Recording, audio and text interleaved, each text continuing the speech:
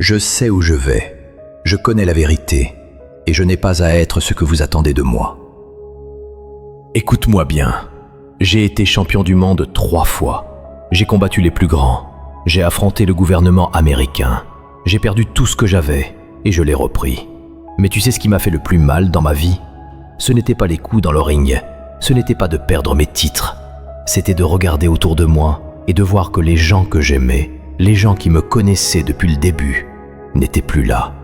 Et si tu veux vraiment réussir dans cette vie, tu dois comprendre quelque chose que personne ne veut te dire. Quand tu grandis, tu perds des gens. Ce n'est pas une possibilité, c'est une loi. Et aujourd'hui, je vais te montrer pourquoi cette loi existe et comment l'accepter sans te briser. Laisse-moi te raconter quelque chose.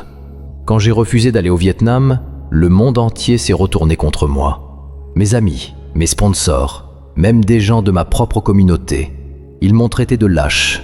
Ils m'ont retiré ma ceinture de champion. Ils ont essayé de me détruire.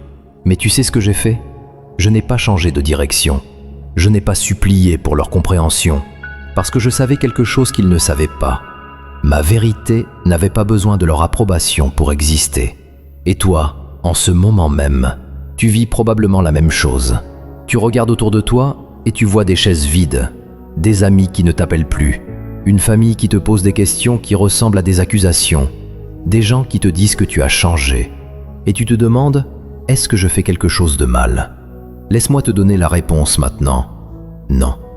Tu fais quelque chose de courageux.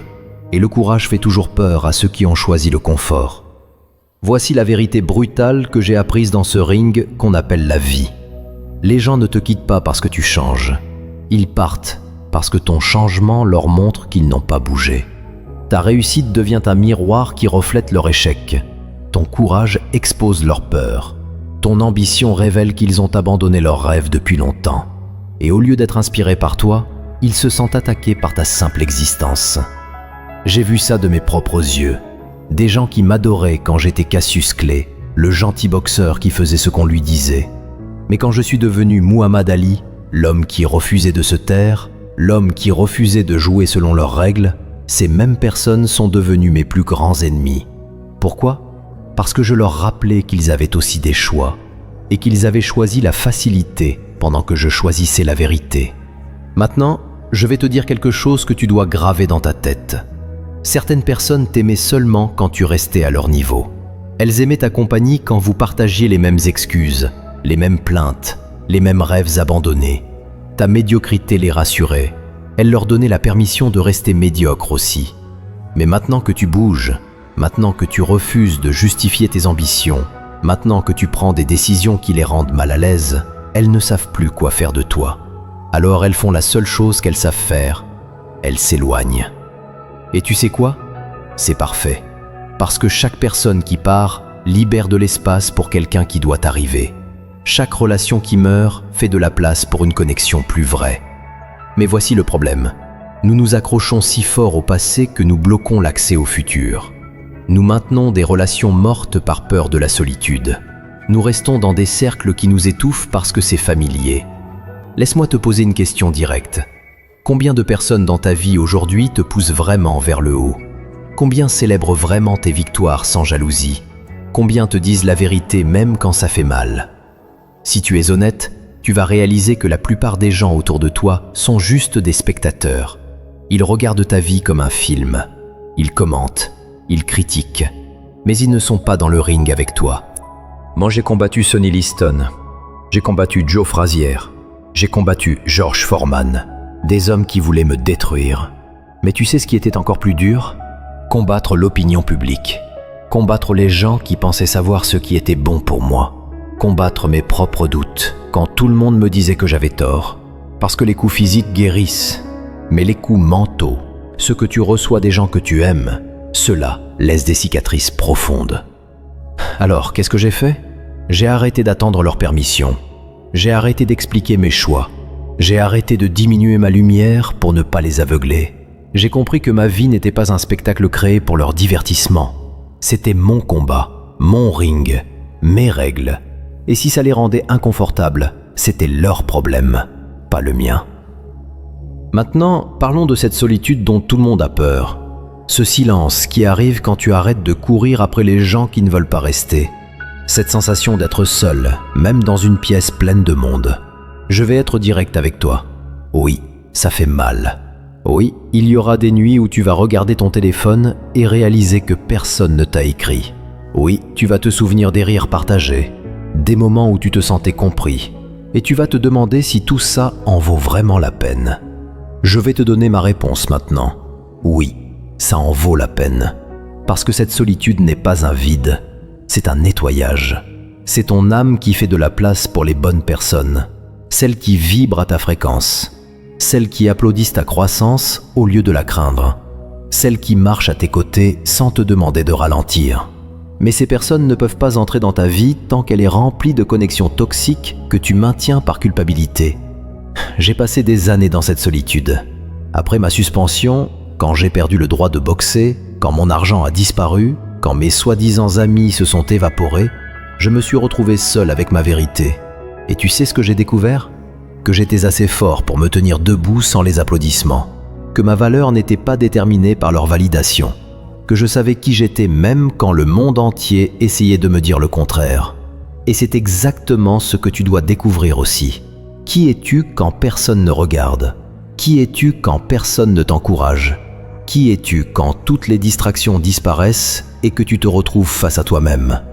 Parce que cette version de toi, celle qui émerge du silence et de la solitude, c'est la plus puissante. C'est celle qui ne peut plus être arrêtée. Regarde, je vais te dire comment ça fonctionne vraiment. La croissance crée une séparation naturelle. Quand tu commences à te lever à 5 heures du matin pour travailler sur tes rêves, ceux qui dorment jusqu'à midi ne comprennent plus ton langage. Quand tu arrêtes de perdre ton temps dans des conversations vides, ceux qui vivent pour les ragots te trouvent ennuyeux.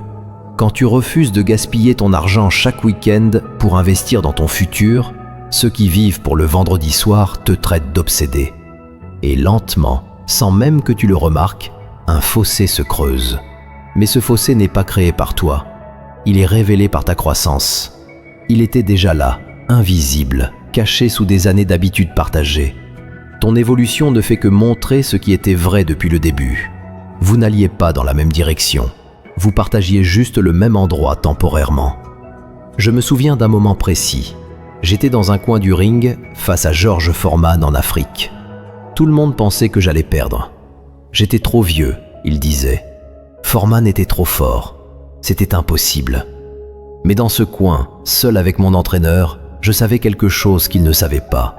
Je connaissais ma vérité. Et cette vérité ne dépendait pas de leur opinion. 8 rounds plus tard, j'ai mis Foreman au tapis. Le monde entier était choqué, mais pas moi. Parce que je n'avais jamais douté, même quand tout le monde doutait de moi. Même quand les statistiques étaient contre moi, même quand la logique disait que c'était impossible. Je connaissais ma vérité. C'est ça que tu dois développer, cette conviction inébranlable, cette clarté qui ne se laisse pas secouer par l'opinion des autres, cette vérité intérieure qui brûle si fort qu'aucun doute extérieur ne peut l'éteindre. Et tu sais comment tu développes ça ? Pas en cherchant l'approbation, mais en agissant malgré la désapprobation, pas en expliquant tes rêves, mais en les construisant en silence. Les gens vont parler, ils vont dire que tu es arrogant, que tu as changé, que tu te crois meilleur qu'eux. Laisse-les parler, leurs mots ne changent rien à ta direction, leurs opinions ne paient pas tes factures, leurs doutes ne définissent pas ton potentiel. Tu n'es pas obligé de répondre à chaque critique, tu n'es pas obligé de justifier chaque décision. Ton succès va parler pour toi. Voici ce qui va se passer si tu restes sur ton chemin. Dans 1 an, les gens qui te critiquent aujourd'hui vont prétendre qu'ils t'ont toujours soutenu. Dans 5 ans, ils vont dire qu'ils savaient depuis le début que tu allais réussir. C'est comme ça que ça fonctionne. Les gens aiment s'associer au succès qu'ils ont essayé d'empêcher. Mais toi, tu vas savoir la vérité. Tu vas savoir qui était là dans le noir. Tu vas savoir qui croyait en toi quand tu ne croyais même pas en toi-même. Et tu sais ce qui est intéressant ? Ces personnes qui sont parties, elles vont essayer de revenir. Quand ils verront que tu as réussi sans eux, quand ils verront que leur absence ne t'a pas arrêté, ils vont frapper à ta porte. Certains avec des excuses, d'autres avec des opportunités. Mais tu dois te souvenir de qui ils étaient quand tu n'avais rien. Parce que le succès révèle le caractère, mais l'échec le prouve. Maintenant, Je vais te dire la partie la plus importante. Cette loi invisible de la réussite, elle ne s'arrête jamais. À chaque nouveau niveau, tu vas perdre de nouvelles personnes. C'est un processus continu. Et si tu l'acceptes maintenant, si tu comprends que c'est normal et nécessaire, tu vas arrêter de te battre contre cette réalité. Tu vas arrêter d'essayer de forcer des connexions qui sont déjà mortes. Tu vas arrêter de te retourner pour voir qui te suit. Les vrais champions ne regardent pas en arrière. Ils gardent les yeux sur la cible. Ils avancent avec ou sans applaudissements. Ils construisent avec ou sans soutien. Ils gagnent avec ou sans validation. Parce qu'ils savent quelque chose que la plupart des gens ne comprennent jamais. La réussite n'est pas un voyage collectif. C'est une décision personnelle. Alors poursuivez votre chemin, même lorsque des visages familiers s'éloignent. Acceptez le silence qui s'installe lorsque vous cessez de vous effacer pour le confort des autres. Comprenez ceci, grandir exige de se séparer, et tout le monde n'est pas destiné à suivre votre voie. Ne mendiez pas d'être compris. La clarté naît de l'action, non de l'approbation. Refusez les applaudissements s'il le faut, mais ne perdez jamais votre cap. Restez ferme dans votre détermination lorsque le doute se fait passer pour un conseil. Et lorsque vous arriverez plus fort et seul, souvenez-vous, vous n'avez pas perdu les gens, vous avez dépassé les limites qu'ils vous imposaient.